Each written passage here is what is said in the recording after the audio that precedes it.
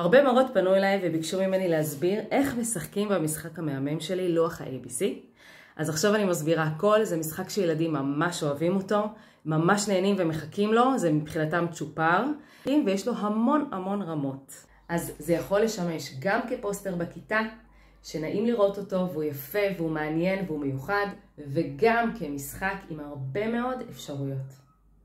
קודם כל, זה לא סתם חתיכת נייר, זה ממש, כמו שאתם רואים, פלסטיקי כזה, זה עשוי ב-PVC, הוא קצת עבה. בצד השני אני מדבקה או מגנטים שמצאתי, שזה מצוין, אתם יודעים, אני יכולה לשים את זה על כל לוח בכיתה ולהסביר עם זה, או אני יכולה לתלות את זה על הארון של המורה בכיתה, שהוא בדרך כלל מתחתי, ואז אני גם לא פוגעת בציפוי שלו, והוא נשמר. גם אם הוא נופל על הרצפה, לא קורה כלום. אז זה מגיע כמובן עם חיילים ועם קובייה, כולה מהממת. ואנחנו מסדרים את החיילים פה, יכולים לשחק עד 5 ילדים. כמובן שאם יש עוד ילדים שרוצים להצטרף, אז מה שאני עושה בכיתה זה אומרת להם שכל ילד יוסיף את המחק שלו, ובגלל שכל ילד יודע איך המחק שלו נראה, אז הוא יכול גם בתור מחק להשתמש כחייל. ממש נחמד. ומתחילים, הילד הראשון מטיל קובייה, ויוצא לו 2. הוא צריך, בוא נגיד שלכיתות ג' אני רק אבקש לזהות את הצליל, ואני אגיד להם מה הצליל, והם צריכים להגיד לי ב.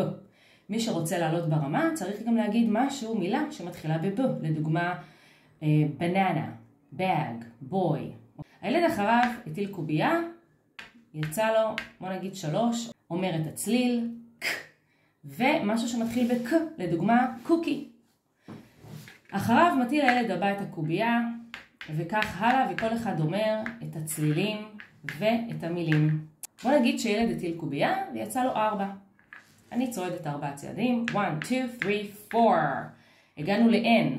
הילד שהיה פה לפני אמר נוטבוק. כלומר, לילד הזה אסור לומר נוטבוק. הוא צריך לומר מילה אחרת שמתחילה בצליל נ. במידה והילד הזה לא זוכר או אין לו רעיון, ועברו משהו כמו 20 שניות, הוא צריך לחזור אחורה למקום האחרון שהיה בו. אוקיי? ובפעם הבאה שהוא מטיל את הקובייה, יש לו סיכוי נוסף. הנה יצא לו 2, והוא יכול להגיד מילה ב-ל. הילד הראשון שמגיע לנקודת הסיום הוא המנצח. הם מאוד אוהבים את המשחק הזה. עכשיו גימלים יכולים באמת לשחק על צלילים, ק, ר, ס, ובזה אנחנו יכולים להפסיק. ילדים קצת יותר מתקדמים שיודעים אוצר מילים, יכולים להגיד מילים שמתחילות באותיות. אפשר גם לבקש מילה שקיימת באות, לדוגמה ג, אז אם אין רעיון במילה שמתחילה בג, צריך מילה שיש בה את הצליל ג, כמו dog, big, go, אוקיי? העיקר שזאת תהיה מילה עם הצליל. מה שאני עושה לתלמידים בכיתה ה' וו' זה הרבה יותר מתקדם. אני מבקשת מהם לומר מילים של לפחות 5 אותיות בכל אות. זאת אומרת שהם כבר צריכים לחשוב קצת יותר מדוג וביג וקאט, וצריכים לחשוב על מילים ארוכות. danger, wonderful, interesting, important, ויש לנו מילים כאלה שאנחנו מלמדים. ככה שאנחנו מעלים את הרמה, זה קצת יותר קשה.